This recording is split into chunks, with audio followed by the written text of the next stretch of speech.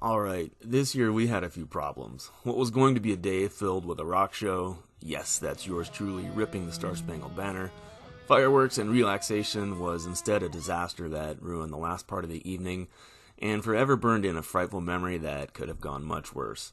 We're all thanking our lucky stars that everyone walked away and no property damage occurred, and we're viewing this as a fortunate teaching moment that we will never forget.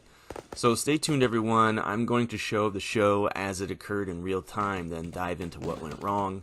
I'll include multiple videos from different cameras as well as slow motion that will show exactly what happened. Alright, let's go. Welcome to 4th of July 2022, and we've got the boards all loaded up. This is going to be board 1 over here. We're going to start with this zipper cake, and we're just going to go down the rows in an S-like way, and we're going to join board 1 with board 2 right here, and that's also going to start with a fan cake. And we're just going to go down the line. I'm sorry, a zipper cake. Go down the line. Then when we reach Evil Temptation back there, we're going to jump over to canister shells. We'll actually probably throw a couple of these racks in the middle of this show right here. And then at the end, the very finale is going to be kind of Sky Puke. This rack's going to be Sky Puke. They're just random shells, Excalibur shells, and some other, $90 to $120 shells. And then we've got these guys for the final finale. And these are our faux salutes right here, the custom ones that I made. And we've got 100 of those. So there's 50 right here, and there's 50 up there. And it should be one heck of a show. We're going to do some music this year as well. We've got two 18-inch subs back there, 12-inch mains, and a big pedal board. We've got an effects board, of course, and a whole slew of gear that we're going to put on this amazing performance, we hope anyway. So this is it. This is 4th of July 2022. We're stepping it up progressively each year, gaining ground, and who knows, maybe one day we'll be playing at a stadium near you. All right, stay tuned for the show. If you want to skip to the finale, right here.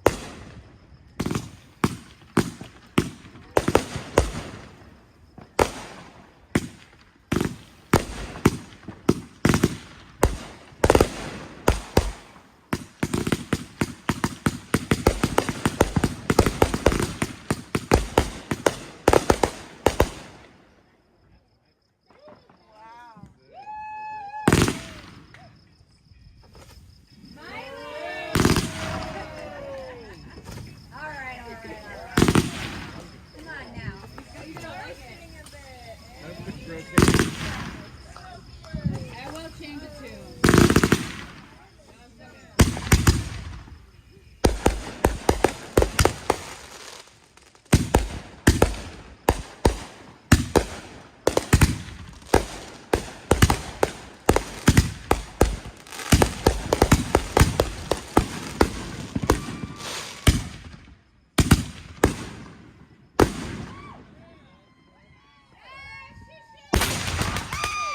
This is when things went south. The loud explosion you just heard was the beginning of the chaos that ensued.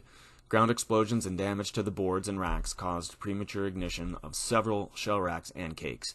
You almost wouldn't know anything out of the order happened from this view, but trust me, it was utter chaos on the ground. I'll have other videos that will show the chaos much better, but for now, I'll let this viewpoint play out to the end. And as you'll see, we would have had one heck of a show if things had gone properly. Stay tuned for the other viewpoints.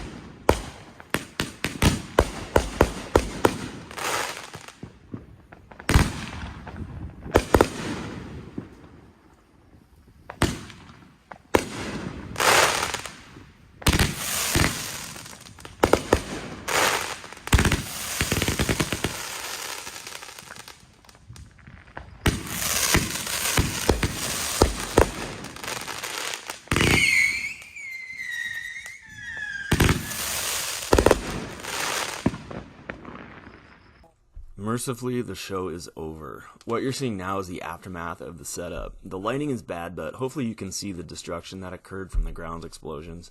Now, let's take a look at more footage from different cameras that captured the ground view and intense sounds that made us run like mice. At least no one acted like those fainting ghosts. Although, as you'll see, some of the kids did not take the cue from others and remained seated. That was a bit scary.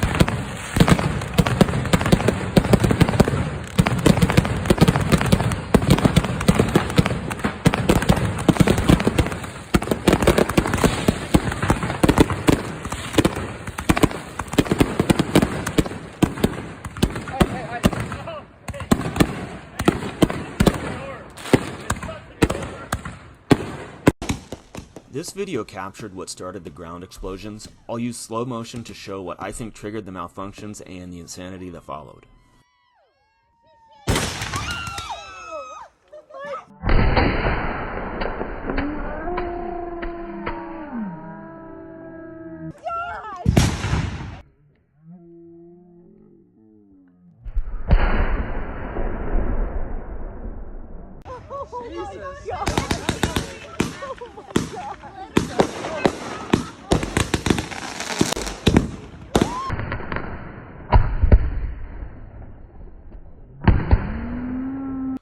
Alright, that was a lot, and I think it's time that we just kind of get down into the weeds here and try to figure out what happened. And if you look at this picture, this kind of tells the story. If you look in the upper right hand side of this image, you will see 4 mortar tubes, and those are freestanding tubes as compared to the racks and all the cakes that were fastened to the boards. What's so frustrating is that everything you see here, the placement of the cakes, the fusing, the organization, everything was planned. There wasn't an inch of fuse that wasn't measured and placed accordingly. I'm meticulous like that, especially when it comes to pyrotechnics. I'm no professional by any means, but I do factor in everything that I can think of in relation to safety and the cadence of the show. That's why it baffles me that I allowed a last-minute addition to the show in the form of freestanding mortar tubes. That just makes no sense, and something I still can't believe I let happen. Ultimately, the freestanding tubes fell over, and the shells were launched into a 25-shot salute rack, which then shot salute shells into the other canister shell racks and caused all of the ground explosions and destruction of the setup. Again, it could have been much worse, and going forward there will be no changes, additions, or anything done last minute. This will be a hard and fast rule that will not be broken. This combined with more safety protocols will ensure a safe show that everyone can enjoy without the fear of a malfunction. And if you look here, this is the initial blast from the first mortar tube that tipped over. As you can see, it was a ground explosion, and it tipped over the second tube. Fortunately, that artillery shell was shot down into a hill in a sloped section behind the fireworks, but the damage was already done. So from that initial blast, it tipped over a couple racks. Actually, I lost 4 racks total in the whole thing, and about 91 shells exploded on the ground. And this is the beginning of all of those explosions. You see that one shell flying off to the left there? That was the start, but they were all soon on their way to detonation. So this is the aftermath of what you saw in the video. And you can see we got kind of a scorched earth here where everything went bad. And what's even more scary is just, you know, you come across these, and these are significant. I mean, that's my palm, and there's even a bigger one over here. And my foot's in there. So all in all, just pretty bad situation. And you know, what we did do, what we kind of do every year is we, put the platforms here, and we've got this whole back area that shields things. So we actually aim this direction. We put a little bit of a slant on everything, so that helped, because a lot of the fireworks that fell over and then got shot did go down here, which was great. But still very, very unfortunate. And check this out. A screw was propelled at such force to pierce through this tube. It reminds me of how a tornado can put a 2x4 through a train car. It's absolutely insane. But all in all, we had 1 ember that burned someone's foot, 4 destroyed canister shell racks, scorched earth, damaged boards, and who knows, maybe someone suffered some PST from witnessing this chaos. But we will take from this event more safety and will scale down the show as it clearly has outgrown its environment. Perhaps the rock gods are simply telling us to shred more and destroy eardrums the old-fashioned way, through the high decibel sounds of tube screamers and big speakers. And thanks to all my neighbors who were so unbelievably cool about everything despite their absolute right to be upset. We will make it up to you, that I can promise. Alright, let freedom ring everyone, just do it safely.